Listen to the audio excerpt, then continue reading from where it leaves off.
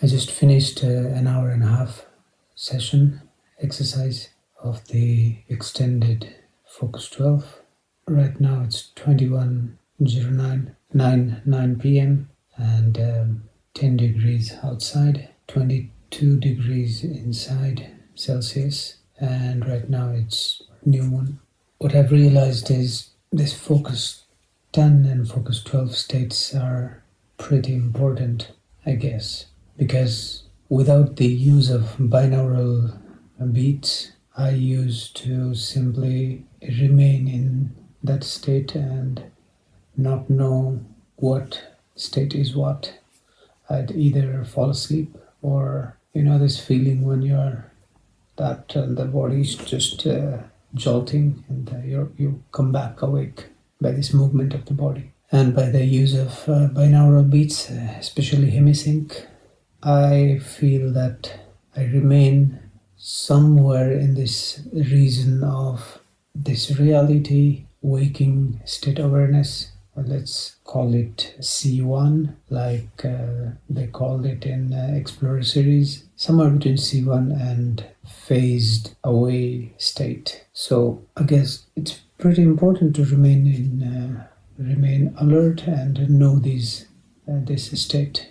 And today as well, there were some faces, some pictures coming and going, mostly faces, and very few picture of other objects or landscapes, things like that. And if there would be any face, I'd ask the face, or I'd put a question there. What do you represent, or who are you? And if the image went away, I think that it's simply something that my mind made. And if it stayed or remained for a while, I'd send it love. I'd say, I send you love, and then it would go away. I'm not sure what that phenomena is. I think most of this is still just made by the mind itself. But what is not made by mind, or what is not made by me, by my thought, is becoming more clear. I mean, 3 different states of perceiving images. That would be first, any image that I see when I think of something. For example, a tree and wind blowing through the leaves. I could visualize that. So second way would be that my mind would put me in dream, and then I'd see images in dream. And the third one would be neither my thoughts doing it nor my mind putting me into dream. In other words, if some images or something that I'm perceiving start to take a life of its own. So this is now becoming visible, more clear. And one more thing that happened today was that I was listening to a particular frequency inside the Hemi-Sync set of frequencies, and I would be able to recognize differences, as in listening to a harmony of a chord and being able to recognize the different notes involved. So I was listening or trying to listen to particular frequencies involved, and at some point I realized one particular frequency which was there, and what happened is somehow an imagery of a fader being put down, not necessarily a fader as in mixer, but something being put down visually, and at the same time that particular tone, that particular frequency went down as well. And I was surprised, and I looked for the same tone again and didn't find.